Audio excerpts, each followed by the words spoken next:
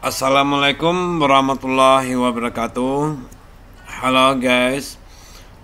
Pada video kali ini auditing 2 sesi ke-6 kita akan membahas tentang pemeriksaan aset tetap atau fixed asset. Pertama kita lihat dulu sifat dari aset tetap atau aktiva tetap. Jadi yang pertama, tujuan dari pembelian aset tetap itu bukan untuk diperdagangkan. Jadi kalau ada pembelian aset tetap itu tujuannya adalah untuk membantu operasional perusahaan.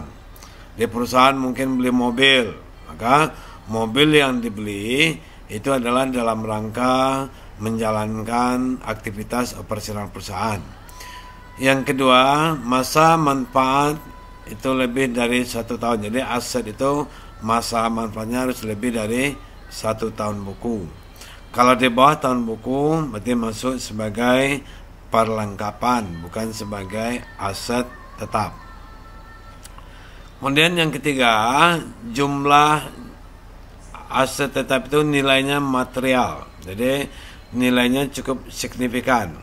Jadi kalau nilainya tidak signifikan, mungkin dihitungannya sebagai perlengkapan. Mungkin di perusahaan ada bagian pantry, ada sendok, piring. Kalau nilainya tidak material, masukkan saja sebagai perlengkapan. Kemudian aset tetap itu dapat kita kelompokkan atas 2 bagian. Jadi ada tangible asset, yaitu aset yang berwujud. Jadi aset yang merujut ini terdiri dari tanah, gedung, peralatan, ataupun mesin, natural resource atau sumber alam. Sementara intangible asset atau aset yang tidak berwujud, jadi terdiri dari hak paten, hak cipta, goodwill dan franchise. Itu adalah kelompok atau klasifikasi dari aset tetap. Kemudian tujuan dari pemeriksaan aset tetap. Jadi yang pertama adalah memeriksa internal control aset tetap. Jadi setiap kita memeriksa akun itu selalu kita harus memeriksa terhadap SPI-nya, sistem pengendalian internalnya sudah baik atau belum.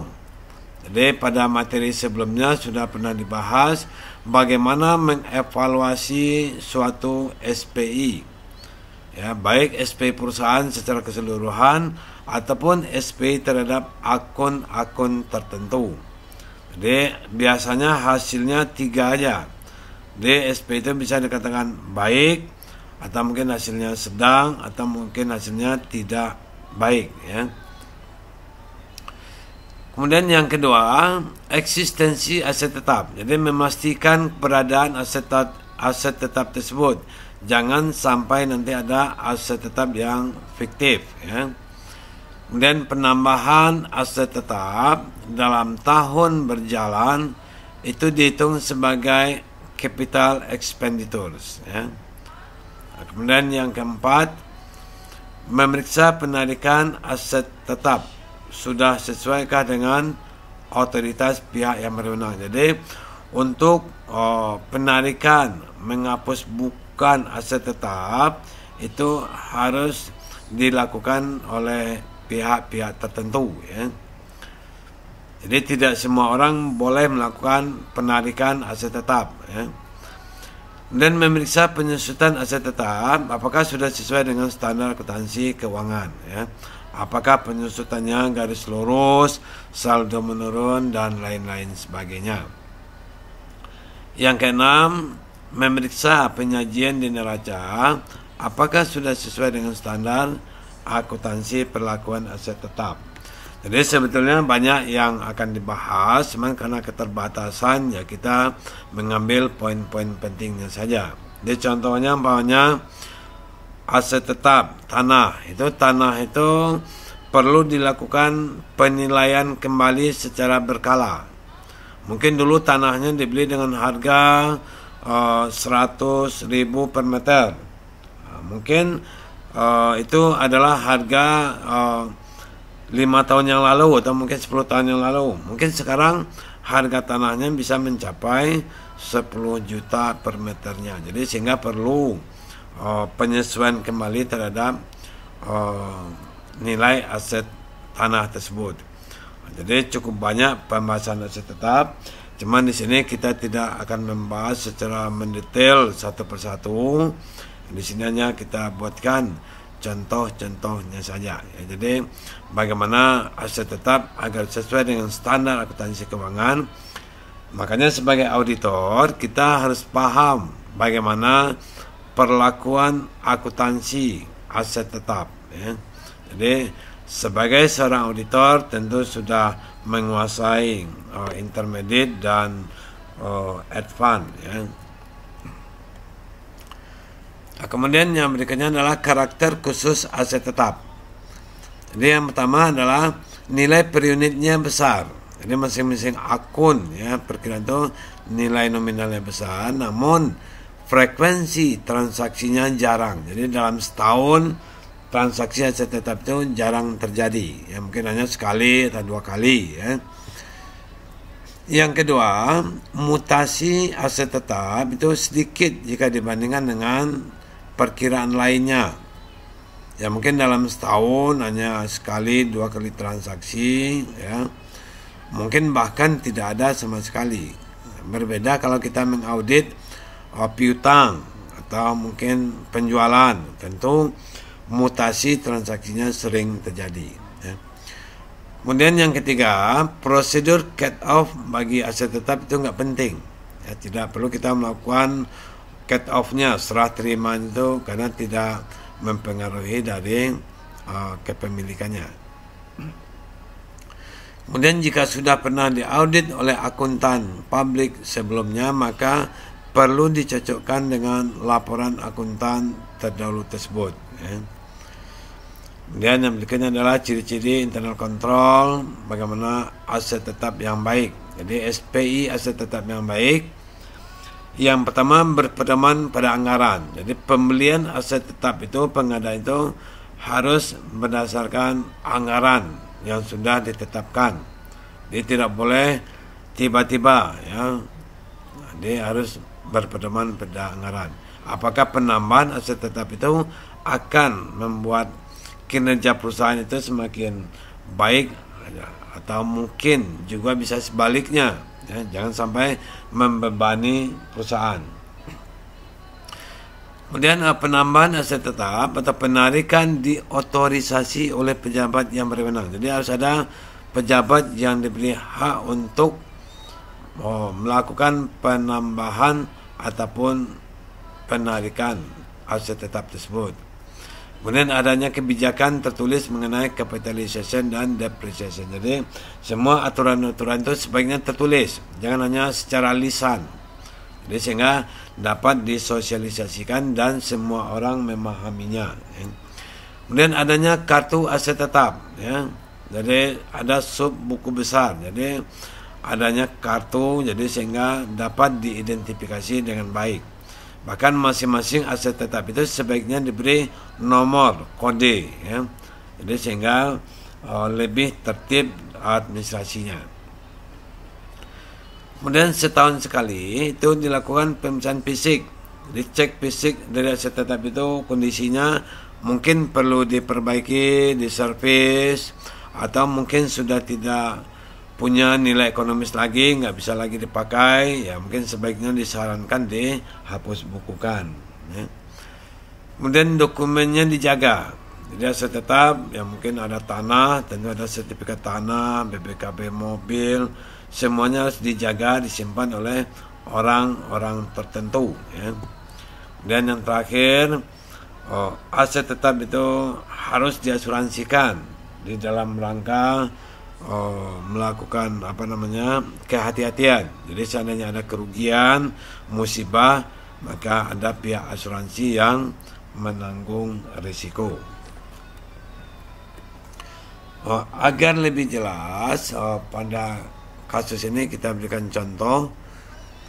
katakanlah Anda sebagai staf auditor di kantor akuntan publik Amri and Corporation, Anda ditugaskan melakukan pemeriksaan tahun buku 31 Desember 2019 di klien kita namanya PT Mitra Utama. Anda sebagai staf auditor menemukan ada transaksi penjualan aset tetap, yaitu tanggal 2 November 2019, yaitu berupa sebuah mesin yang dibeli dengan harga perolehan 100 juta dan akumulasi penyusutannya sampai tanggal penarikan 60 juta. Jadi artinya nilai bukunya ada 40 juta, jadi 100 juta dikurang 60 juta. Itu adalah nilai bukunya. Sementara jurnal yang harga jualnya di sini adalah 70 juta ya. Jadi jurnal yang dibuat oleh perusahaan dengan mendebitkan kas dan mengkredit aset tetap mesin masing-masing senilai harga jualnya. Ini tentu kita bisa mengevaluasi apakah jurnalnya sudah betul atau belum. Jadi apa jurnal yang seharusnya kita usulkan? Mari kita bahas pada slide berikut ini.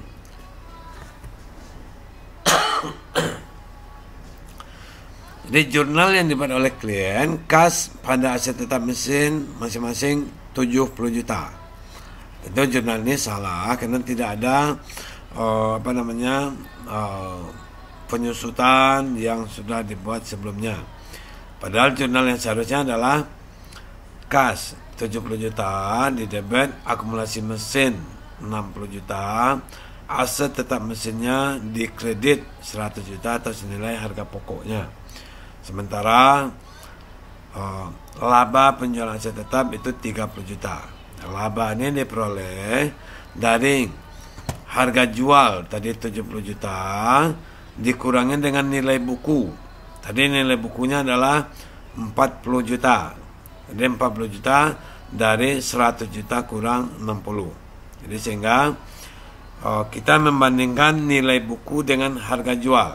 Jadi harga jualnya 70, nilai bukunya 40, berarti ada laba 30.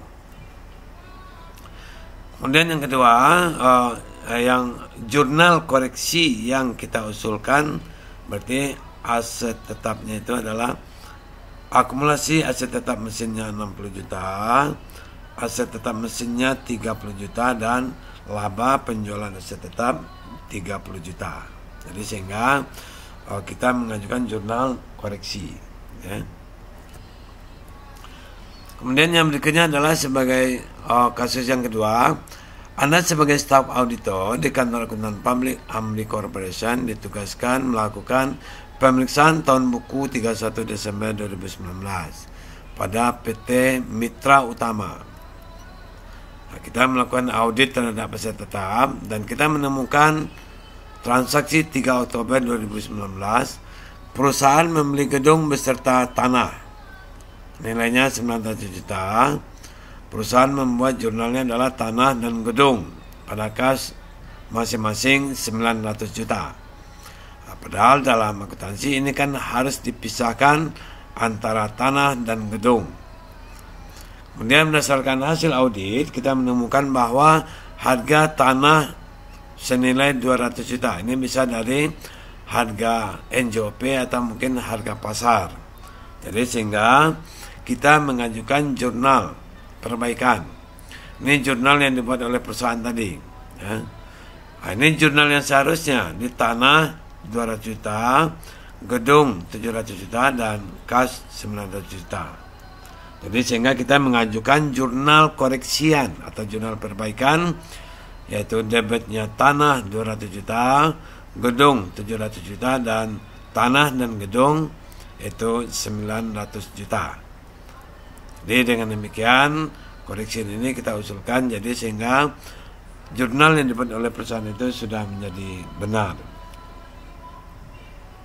Demikianlah audit pemeriksaan aset tetap ini kita sampaikan. Mudah-mudahan bisa dipahami. Kami akhiri dengan wassalamualaikum warahmatullahi wabarakatuh.